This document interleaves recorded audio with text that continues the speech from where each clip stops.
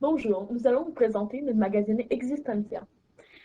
Ce magazine traite du créationnisme et de la science aux États-Unis.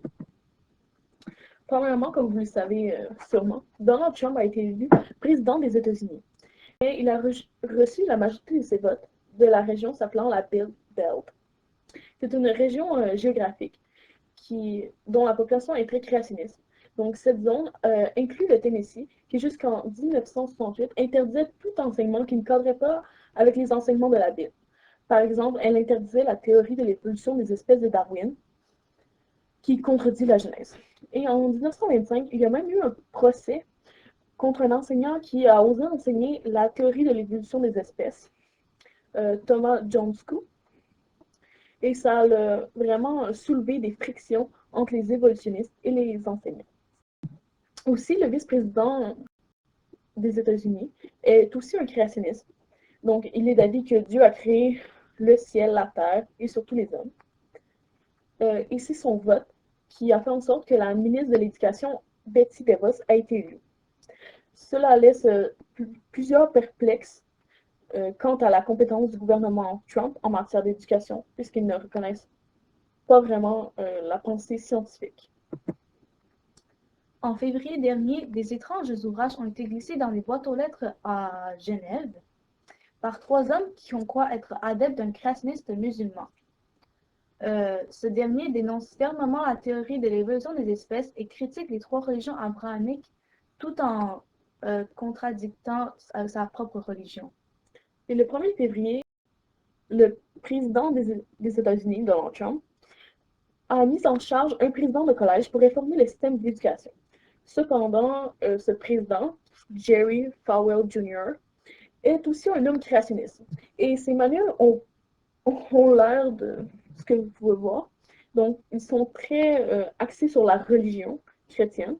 Et c'est normal puisqu'il est à la tête d'un des plus gros collèges chrétiens américains. Et il a même dit que l'état d'éducation actuel est complètement fou et qu'il veut remettre quelque chose qui a du bon sens, selon lui. C'est-à-dire, il veut complètement mettre de côté les théories évolutionnistes et se concentrer davantage sur l'enseignement créationniste. Donc, le créationnisme, c'est une pensée selon laquelle le monde a été créé en 7 jours et que les premiers hommes sont Adam et Ève et que l'arche de Noé a permis de sauver l'être humain et les autres animaux.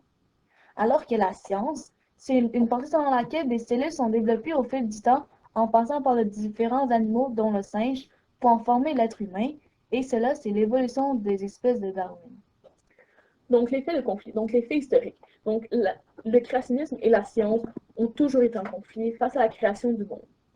Le conflit entre la science et le créationnisme a débuté aux alentours des années 1277, lorsque les enseignements d'Aristote, un grand scientifique de l'époque, ont été condamnés par un évêque.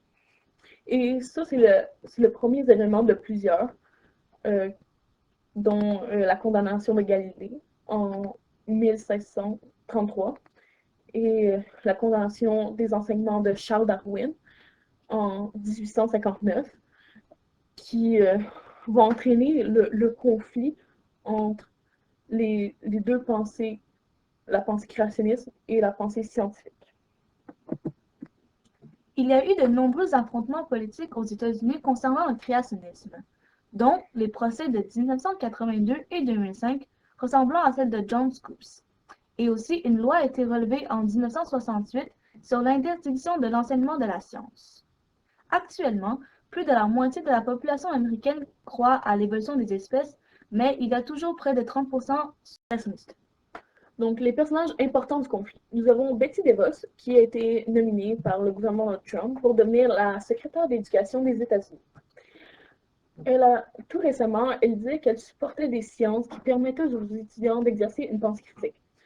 Cette phrase peut sembler innocente, mais elle appuie l'enseignement du intelligent design, qui est un autre type de créationnisme, mais le concept reste le même. Elle trouve que la complexité de la vie biologique est mieux expliquée par l'existence d'un créateur, d'un dieu. Cela laisse donc perplexe plusieurs Américains sur comment elle va utiliser son pouvoir pour changer le système d'éducation, car elle a été nommée secrétaire d'éducation. Parmi les personnages importants du conflit, il y a John Washington Butter, qui a fondé la loi Butter interdisant aux enseignantes de nier le créationnisme, et aussi Henry Morris, qui est considéré comme le père moderne de la science créationniste. Mais la plupart des scientifiques au cours de l'histoire sont contre ce fait, dont Aristote, Galilée et Darwin. Les droits humains non respectés.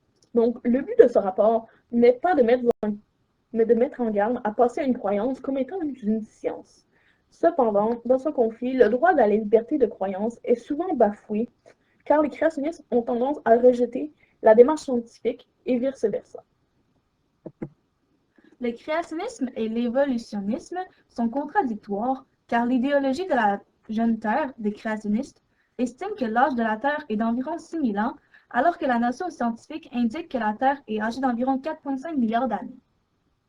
L'ouverture au dialogue. Donc, les créationnistes ont souvent essayé de faire passer des résultats scientifiques dans leurs textes bibliques.